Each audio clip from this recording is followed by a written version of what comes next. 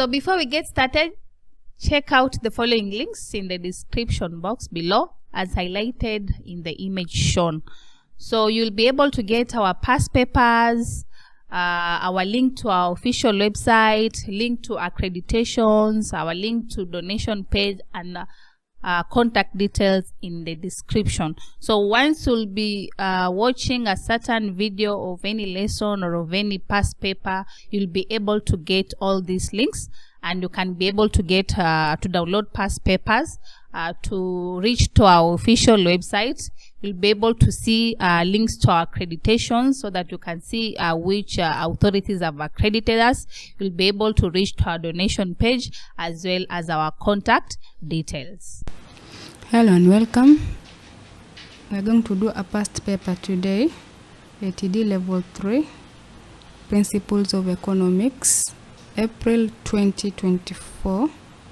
The past paper has 50 multiple choice questions, and you were supposed to answer all of them, and each question is allocated 2 marks. Let's directly go to question number 1, which reads, which of the following statements defines opportunity cost? Choice A is lack of opportunity. Choice B is the cost of foregone best alternative. Choice C is limited choice. And choice D is the cost of preferred choice. Which of the following statements defines opportunity cost? So opportunity cost is the cost of the foregone best alternative. Then lack of opportunity, that is there no opportunities or choices. Absence of options, something like that. Limited choice, these are few choices. And best and cost of preferred choice is, let's say, is the cost of preferred choice is the cost of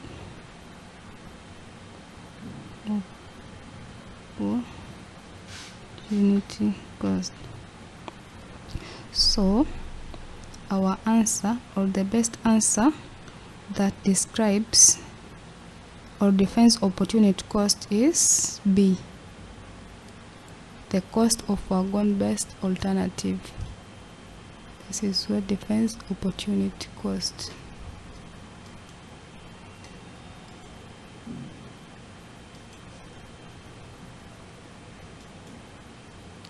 That is the definition of opportunity cost. Question number 2 reads, choose the statement that does not represent a characteristic of isoquants.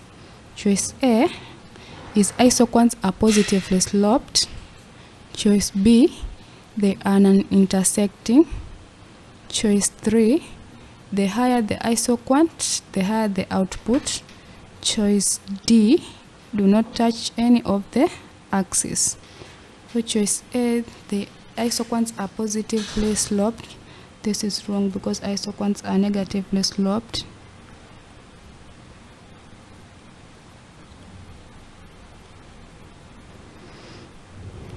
They are non-intersecting. This is true. The higher the isoquant, the higher the output. This is also true. They do not touch the axis. They are convex in shape. This is also true. So the characteristic, the statement that does not represent a characteristic of isoquants is choice A. They are positively sloped. Isoquants are negatively sloped.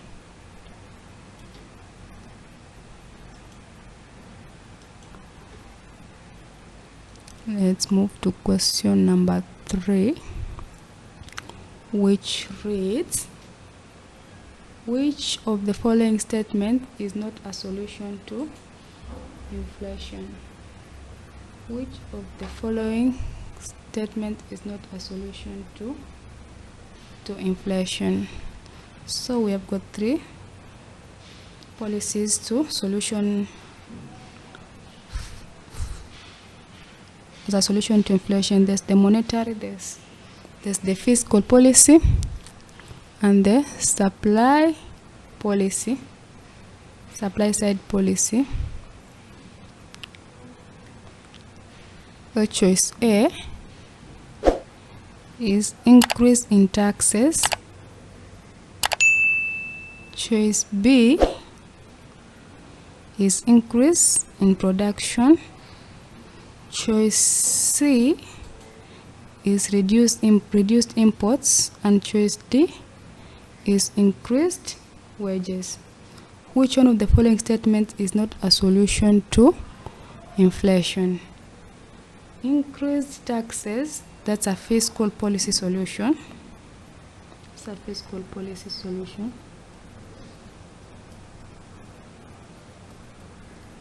That means set by the government. Increased production. Increased production.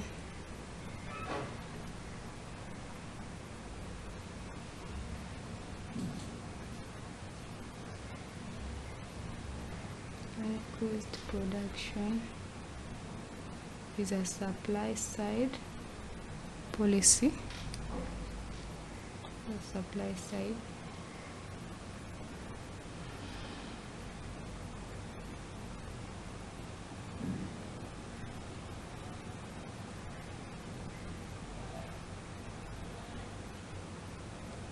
And this reduction in imports. Reducing imports.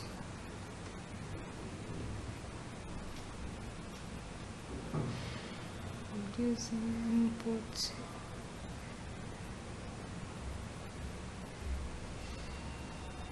Is a monetary policy solution.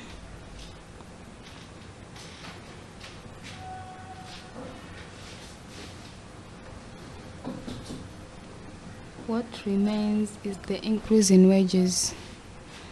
This may likely in fact increase inflation because there will be a lot of money in circulation. So our answer here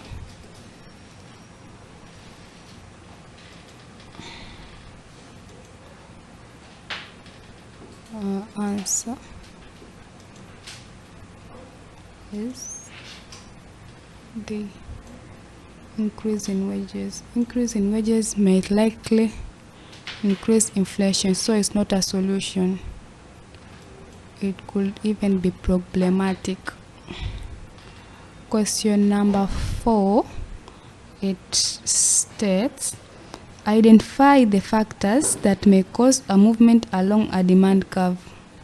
Identify the factor that may cause a movement along a demand curve. Choice A, consumers' income. Choice B, taste and preferences. Choice C, price of the good. Choice D, seasonal change. Identify the factor that may cause a movement along a demand curve. So the factor that moves that causes a move along a demand curve, we know it's the price of the good. That could be an increase or decrease. Increase or decrease. And a price leads to or causes a movement along a demand curve. So choice A, we are provided with consumers' income. Consumers' income, this leads to a shift. We have said only one factor causes a movement, and that is the price. So taste and preferences, this is not price of the good, that is the factor, and seasonal change is not. This also leads to a shift. So our choice here is the price of the good. Price of the good leads to a movement along the demand curve, an increase or a decrease. Question number 5, it reads, which of the following is an exception to the law of diminishing marginal utility? Which of the following is an exception to the law of diminishing marginal utility? Let us first define what diminishing marginal utility is. So, the diminishing marginal utility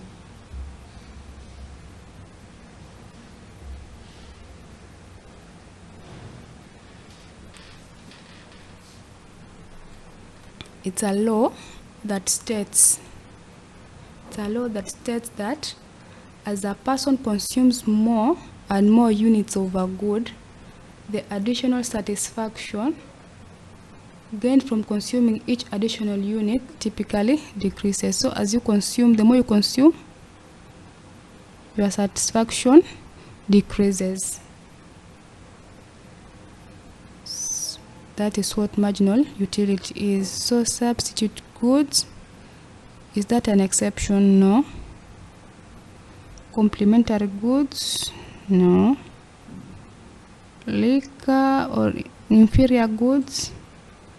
No. Choice D, liquor goods. This might likely increase satisfaction, although for some time increase. So this is an exception to the diminishing marginal utility of a good.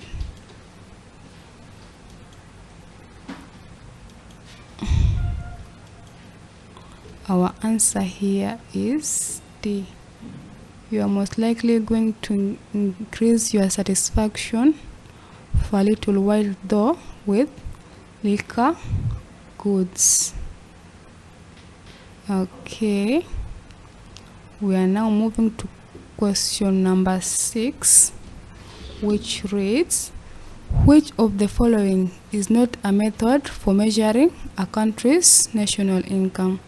Which of the following is not a method for measuring a country's national income? Choice A is output approach. Choice B is per capita approach. Choice C is the expenditure approach. And choice D is the income approach.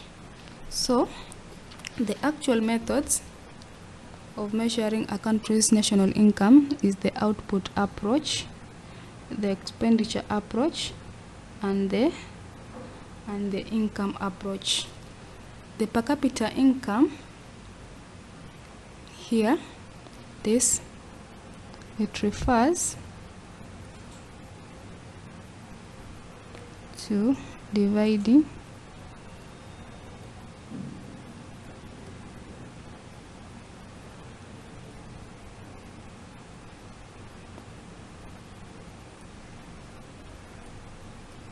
we divide the national income by the population to get the average income per person.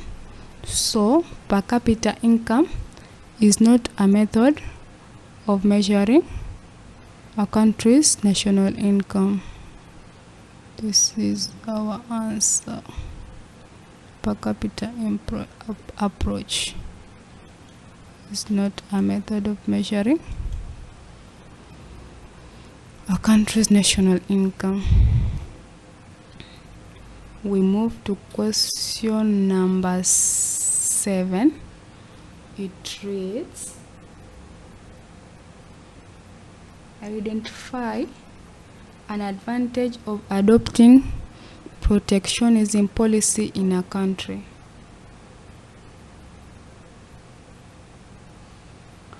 Identify an advantage of adopting protectionism policy in a country.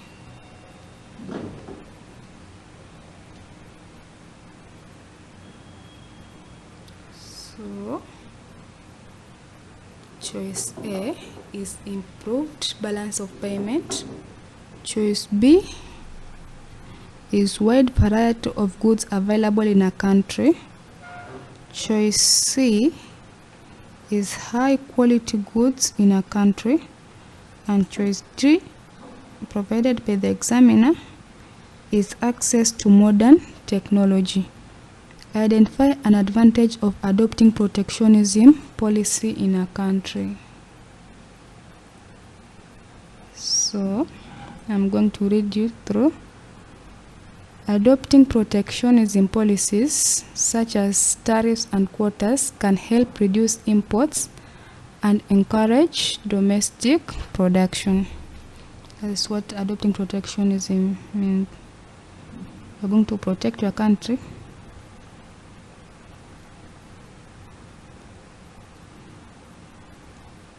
from imports. You produce local, that is. Produce local. And producing locally improves the balance of payment by reducing the trade deficit. So here our answer is A. Our answer here. The advantage of adopting protectionism is to improve the balance of payment.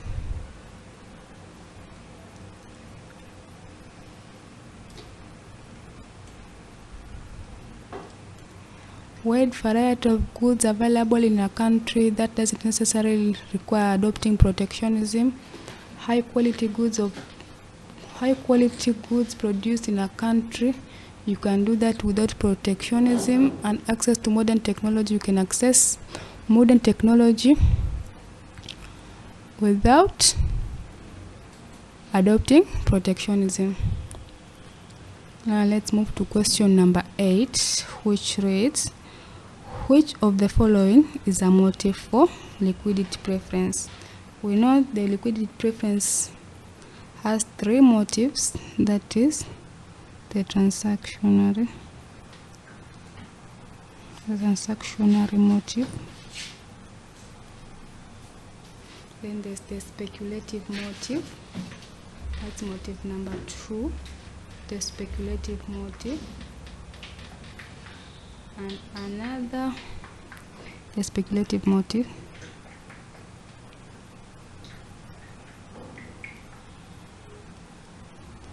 and the last one, the third one, is the precautionary motive.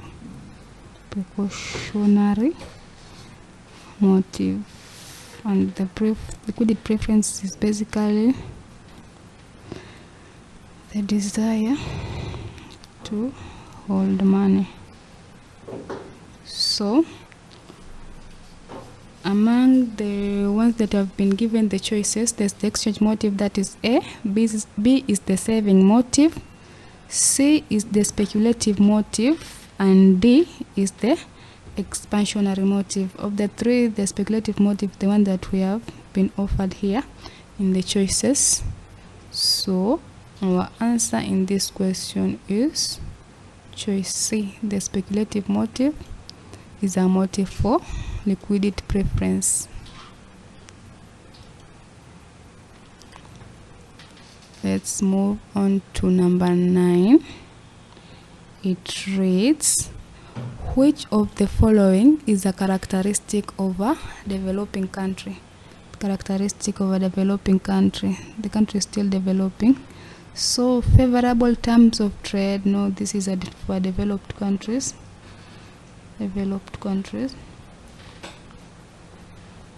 per capita income, maybe this could be for developing countries characteristic. High literacy levels, this is for developed countries, all developed countries. And finally, diversification in production, that is many productions or different productions. Only developed countries experience that. Developed countries experience different productions. So the only characteristic of a developed country that we have been provided with here is the low per capita income. Our answer is choice B, the low per capita income. Now we are going to move to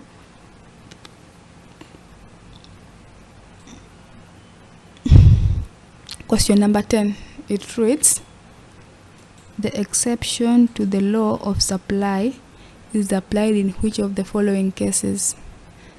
The exception to the law of supply is applied in which of the following cases? A. Backward bending curve of labor. B. Production possibility curve. C. Marginal product curve. And choice D is the expansion path. Which of the following case leads to the exception of or the application of the supply curve?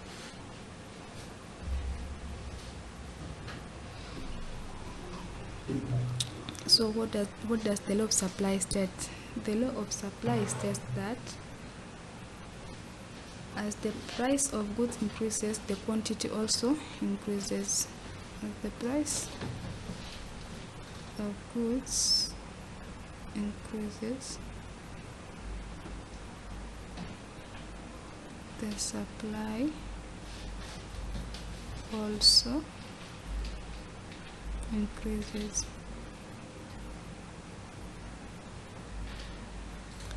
However, the exception to this law occurs in the case of the backward bending supply curve of labor. That is what the notes say. So our answer here, we're just going to directly to A. The exception to the law of supply applies to the backward bending supply curve.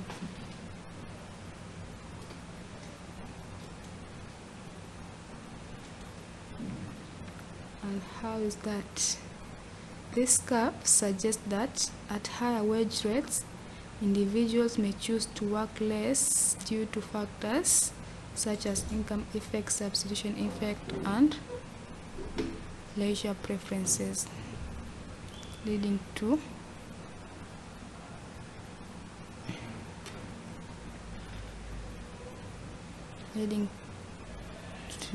a decrease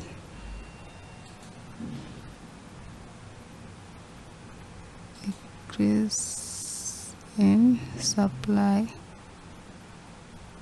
with increase in the prices of goods.